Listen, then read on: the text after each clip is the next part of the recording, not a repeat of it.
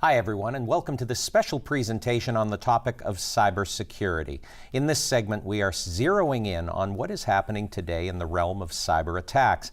I'm Bill McColgan, and joining me for this roundtable discussion is Jennifer Allen, Preemptive Attack Strategies Manager for Twin State Technologies, which specializes in communications strategy and infrastructure, as well as information technology and cybersecurity, as well as Alex Inslee, Twin State's Unified Defense Strategies Manager. Welcome to both of you. Thanks for being here. So I'm going to start with a sort of broad topic question. What types, and do you have some examples of cyber attacks and occurrences that you're seeing today that may be different from in past years? Jennifer? Yeah, we're actually seeing a very broadening scope of attacks.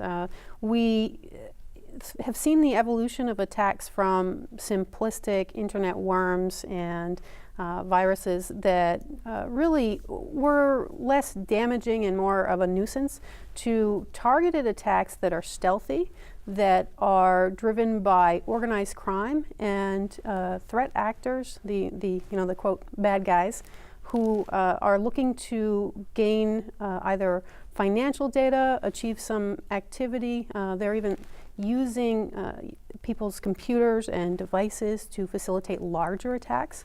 We recently saw a massive internet attack called a denial of service attack that was launched against a provider called DIN-DNS.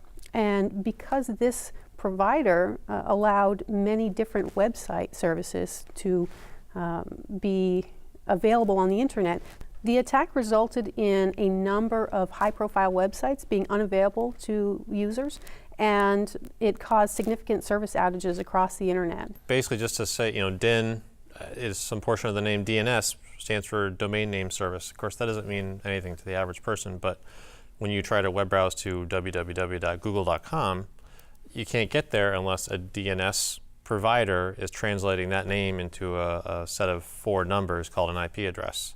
So that's what DIN-DNS does. So if I try to browse to a site and DIN-DNS is providing that service, I can't get there. So portions of the entire East Coast were unable to web browse places or get anywhere. It's not just web browsing, it's sending email, secure transactions between banks that use the names to reference each other instead of IP addresses. And remember, this is a place, if you drive through Manchester, New Hampshire, their building is right there on the left. Wow. On the Everett Turnpike, so it's not some place that you've never been to before. Yeah, it's pretty local.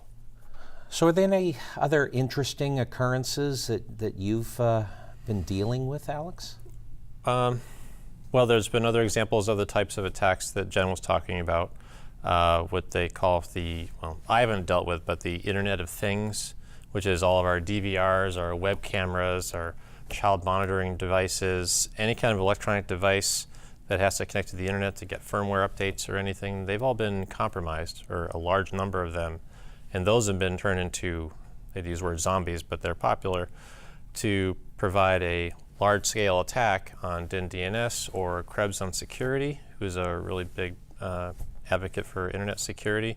So instead of having 1, 2, or 3 computers setting in denial of service attacks, you've got thousands and thousands of things you wouldn't normally think you'd need to worry about securing, like your Blu-ray player or something like that. But I think the thing that hit more close to home are like ransomware. I think that's becoming a lot more well-known a topic. What is ransomware? Well, basically, you browse to a website or you click on one of those malvertising advertisements, you get an email with a link or an attachment that you click on, and then basically your computer becomes infected with a little program that then looks at every single file on your computer that matters. Remember, it's not just the entire computer, it's actually going to be intelligent enough to say, I'm going to target just your Word documents, your Excel files, your QuickBooks company files. I'm going to encrypt them, so I overwrite them with a layer of numbers and letters that only the bad guys have. So then they pop up a message on your screen that says, hey, we've protected your files for you. We'll decrypt them for you for 1, 2, or 3 Bitcoins. Of course, 1 Bitcoin, how much are those going for right now, Jen? Oh, I think they're around, was it 100? It fluctuates rapidly. Right. There's literally a currency exchange on Bitcoins, but they can go anywhere from $100 to $300 or $400 a piece.